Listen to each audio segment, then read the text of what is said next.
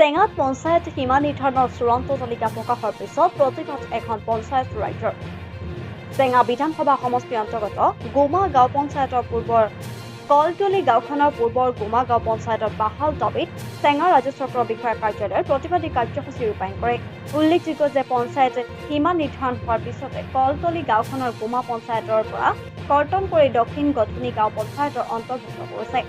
তেনে সময়তে পঞ্চায়তৰ সীমা নিৰ্ধাৰণৰ শুনানি হৈ যোৱাৰ পিছত চেঙা সমষ্টি বিধায়ক আশ্ৰফুল হুছেইনৰ নিজ স্বাৰ্থৰ বাবে পঞ্চায়তবোৰ সীমা নিৰ্ধাৰণ কৰা বুলি ৰাইজৰ মাজত তীব্ৰ প্ৰতিক্ৰিয়াৰ সৃষ্টি হৈছে।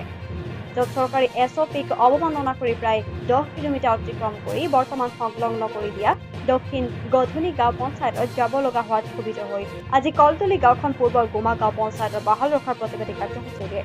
কলতলি জনসাধাৰণৰ দাবী মানিব লাগিব। কলতলি গাঁওখন বিধায়কৰ হস্তক্ষেপ নচলিব। চেঙা সমষ্টিৰ বিধায়কৰ হস্তক্ষেপ কলতলি গাঁৱত নচলিব।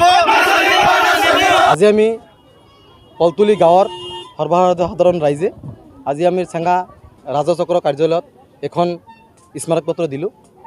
শেহতীয়া ডিলিমিটেশ্যনৰ ফলত আমাৰ গোমা গাঁও পঞ্চায়তৰ পৰা কলতলি গাঁওখন কৰ্তন কৰি দক্ষিণ গধুনি গাঁও পঞ্চায়তত দিয়া বুলি আমি ৰাইজে অৱগত হৈছোঁ। সেই মৰ্মে আমি ইয়াৰ আগতে ৰাইজে বহুত ছিগনেচাৰ কৰি আমি হিয়াৰিঙত উপস্থিত হ'লোঁ। হিয়াৰিং উপস্থিত হোৱাৰ পিছতো আমি অফিচিয়েলিভাৱে যিখিনি গম পালোঁ, আমাৰ পূৰ্বৰ গাঁওখন কলতলিৰ পৰা কৰ্তন কৰা হৈছে, এতিয়ালৈকে ঠিক কৰি দিয়া হোৱা নাই। গতিকে সেই হিচাপত আজি কলতলিৰ সমূহ মহিলা ৰাইজ আৰু দুখীয়া ৰাইজ আজি চাৰ্কল অফিচত আহিছে। চাৰ্কল অফিচত আহি তেখেতৰ নিজ দাবী কলতলি গাঁওখন পূৰ্বতে গোমা গাঁও পঞ্চায়ত আছিল, এতিয়াও গোমা গাঁও পঞ্চায়ত ৰাখিব বুলি আমাক ৰাইজে বহুত দাবী আজি আমি চাৰ্কল অফিচত মধ্যক জনাওঁ। আমাৰ কলতলি গাঁওখন আমাৰ গোমা জীৱিত থাকিবই লাগে, থাকিব লাগিব, এইটোৱে আমাৰ অনুৰোধ। আৰু আমি দক্ষিণ গধুলিলৈ যাব বিচৰা নাই, আমাৰ বহুতে অসুবিধা। গতিকে আমি জন্মৰ পৰা ইয়াতে থাকি গৈছোঁ এই জিপিত, গতিকে আমি এই জিপিতে থাকিম আৰু ভৱিষ্যতলৈ এই জিপিতে থাকিম। গতিকে আমাৰ গোমা জিপিয়ে লাগে, আমি বেলেগ ঠাইলৈ গুচি নাযাওঁ। আছে মেক্সিমাম দুটা বিহুত আমাৰ 30-35টা গোট আছে। আমাৰ মাহত 4টাকৈ মিটিং কৰিব লাগে। আমি সেই মাহত 4টা মিটিং কৰিব গ'লে আমি দক্ষিণ গধুনিত যাই এই ঘৰৰ কাম কাজ থৈ ল'ৰা ছোৱালী থৈ যাই আমি মাইকী মানুহ হৈ কেনেকৈ যাই কৰিম। গতিকে আমাৰ অনুৰোধ আমাৰ গাঁওখন গোমা জিপিতে আনি দিয়ে যায়। কলতলি জিপিটো মানে এই দক্ষিণ গধুনিত নিয়াতে মানে আমি যিকেইটা আছোঁ গোটেইকেইটা মানে আত্মসহায়ক গোটৰ মানুহ মহিলাসকলে।